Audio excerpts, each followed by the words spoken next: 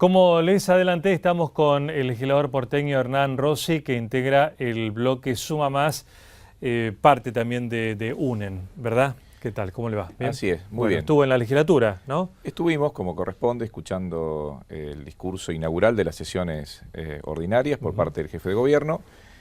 Nos quedamos con un poco de sabor a poco, valga la redundancia. ¿A poco por la duración o por la No, propuesta? no, a poco porque en realidad fue una reiteración de eslogans que el jefe de gobierno viene reiterando. Ciertamente esperábamos que hable bastante sobre educación, le dedicó varios minutos, hay mucha incertidumbre al respecto, no solo en la Ciudad de Buenos Aires, en todo el país, pero particularmente en la Ciudad de Buenos Aires por parte de familias que aún no tienen en claro si van a contar con la vacante en la escuela pública. Sí. La verdad que en ese sentido el jefe de gobierno se limitó a reiterar que han repartido una netbook por alumno, se limitó a hablar que el sistema de inscripción online trajo transparencia, pero lo que no ha dicho, en definitiva, es que la calidad educativa, el proceso de enseñanza-aprendizaje que nos permita estar en otros niveles de estándar de calidad a nivel internacional, incluso se logra fundamentalmente construyendo escuelas para que los chicos puedan educarse en el lugar adecuado. Realmente estas soluciones que el gobierno ha traído, como las aulas modulares, como las aulas pasillo, no logran estar a la altura de ese proceso de enseñanza-aprendizaje. Ahora, el ministro Bullrich dice que se construyeron 50 escuelas durante la gestión del PRO. Bueno, en realidad esas 50 escuelas, 21 de ellas eran obras iniciadas en otra gestión. Ajá. De las otras escuelas, no todas van a estar en condiciones para el inicio de clases, si es que empiezan las clases en los próximos días, pero además es insuficiente. Por más que se hayan construido escuelas, el dato es que no alcanzaron, habiendo incluso la legislatura porteña otorgado herramientas para que las pueda construir, porque por ejemplo se vendieron por una ley de la ciudad los terrenos de Catalinas Norte, que le permitió incorporar una cantidad importante de recursos. Duplicaba la cantidad de recursos que tenía para infraestructura escolar el ministro de Educación. Pero lo que hizo el gobierno fue utilizar esos recursos que fueron ejecutados, ¿Para qué? pero no así para construir escuelas, Sí. pero quitar los que estaban antes asignados, con lo cual pusieron por un lado a través de la venta de activos y sacaron por el otro y lo reasignaron a otras áreas del gobierno, por ejemplo, la cantidad de gasto en publicidad que tiene este gobierno, que realmente es muy alto, teniendo en cuenta que luego no pueden resolver la cuestión de las vacantes. No se trata de cuántas escuelas construyeron, se trata de cuánto falta para garantizar efectivamente que cada chico, que cada familia que demande educación pública en la ciudad lo pueda ver. Y lo que ha habido en realidad es una transferencia de alumnos del sector público al sector privado. Porque si cualquiera de nosotros en el mes de diciembre queremos mandar a nuestros chicos a la escuela pública, pero tenemos la incertidumbre si vamos a poder contar con la vacante. En el mes de enero seguimos con la incertidumbre. En el mes de febrero seguimos con la incertidumbre. Finalmente, aunque tengamos la intención de que vaya a la escuela pública porque elegimos la escuela pública, terminamos buscando los recursos en nuestros bolsillos, vamos a darle prioridad a la educación de nuestros hijos y terminamos yendo a una escuela privada. Bueno, hoy Macri justamente dijo que su último año como jefe de gobierno porteño termina su ciclo, es decir, que cumple los 8 años de gestión. Para cerrar el tema de educación, en estos 8 años de gestión, casi 8, ¿cómo calificaría entonces el área educativa del gobierno de la ciudad? Bueno, muy mala. Hace 8 años... ¿Los 7 años hasta ahora? Hace 7 años que teníamos un problema de una demanda de alrededor de las 7.000 vacantes, si no contamos los chicos de 45 días a 3 años de edad, que la Constitución de la Ciudad de Buenos Aires dice que tienen derecho a la educación pública. El gobierno de Macri lo sostiene como una meta y no como un derecho constitucional. Pero si contamos de 3 años en adelante, estamos en los 6 años de gestión de Macri siempre con el mismo problema de las 7.000, 8.000 vacantes que no alcanzan y que terminan reacomodándose luego en el sistema privado de educación. Con lo cual no podemos aprobar en materia educativa esa gestión y tampoco consideramos que darle una notebook a los chicos o tener inglés desde primer grado, que lo aplaudimos, que es importante, tenga que ver con estándares de calidad. Eso agrega para la posterior salida laboral, para la inserción y achicar en definitiva la brecha digital, es importante que esté, pero son las únicas cosas que el jefe de gobierno viene repitiendo como los logros en materia educativa. Es muy pobre. ¿Está garantizado el inicio de las clases? Bueno, todavía no. Hay una oferta del 25% de aumento por parte del gobierno que los gremios están rechazando. En eso nosotros creemos que realmente hay que apostar al diálogo, que primero tienen que estar los chicos, que la situación del país es delicada, es compleja. Entiendo que hay 2 provincias que han alcanzado un acuerdo, que son Santa Fe y Córdoba. La ciudad de Buenos Aires es uno de los distritos más superavitarios y más ricos de la Argentina, con lo cual debería estar a la altura de las circunstancias y ver si puede acercar una oferta a los gremios similar a la que hicieron estas 2 provincias. Bien. Ya anunció Macri que va a encontrarse con Daniel Scioli para tratar cuestiones de interés de los 2 distritos. ¿Cuáles son, por ejemplo? Eso es muy importante. Nosotros vivimos en una ciudad, en la ciudad de Buenos Aires, donde todos los problemas que tenemos, la basura, el transporte, la cuestión medioambiental, la cuestión de la vivienda, tenemos esta situación de Lugano ahora, todo se resuelve con lógica metropolitana.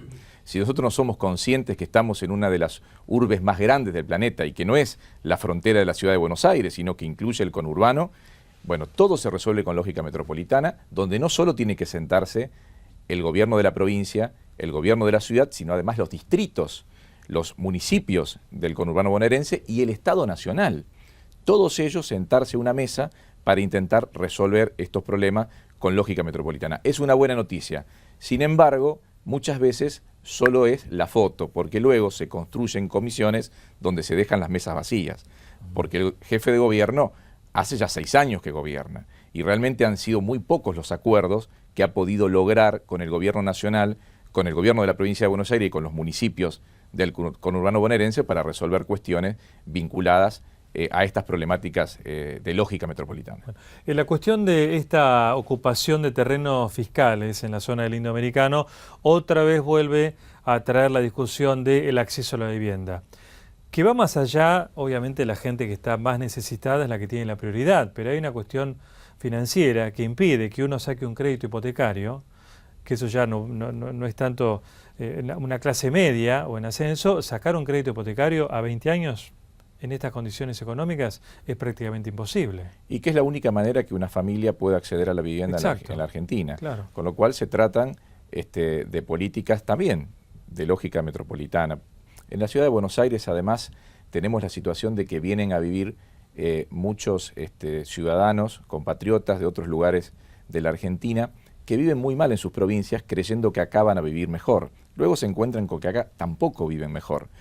Estos temas hay que resolverlos en el Congreso de la Nación, hay que resolverlos conversando los gobernadores de provincia, incluido el jefe de gobierno, en una misma mesa, porque hay que hacer viable a todo el territorio nacional para que la gente se quede a vivir dignamente y con posibilidades de desarrollo en su propia provincia. Cuando tenemos una situación como esta, por supuesto que igual la tenemos que atender. Entiendo que tiene que ser a través del diálogo. Hay un problema de contaminación de esos terrenos, el gobierno de la ciudad lo sabe, esos terrenos no son aptos para que viva nadie en ese lugar porque está comprometida la salud, en definitiva, de la gente que allí va a vivir, pero hay que buscar una salida que de alguna manera les permita tener una esperanza, un norte, un horizonte y no simplemente... ¿Y cuál es la salida? Porque lo que dicen ellos es que han prometido ya desde la legislatura o el gobierno de la ciudad a una salida habitacional que no tienen. Mire, lo que el gobierno se está comprometiendo en estos momentos, los negociadores del gobierno se están comprometiendo, es a que se retiren pacíficamente, enmarcarlos en una especie de seguro de desempleo que tiene la ciudad que le permitiría pagar un alquiler, es un seguro de 1.500 pesos que les permitiría pagar un alquiler a esta gente. Están negociando de esta manera, si bien esto ha sido desmentido, creo, por la vicejefa Vidal. Nosotros sabemos, porque allí hay gente que está presente, militantes de nuestros partidos políticos que están presentes, están intentando que la gente se vaya pacíficamente. Le están ofreciendo este seguro, que está bien, es por 6 meses, y ofreciendo que van a estudiar las posibilidades de saneamiento del terreno y de futura construcción de vivienda.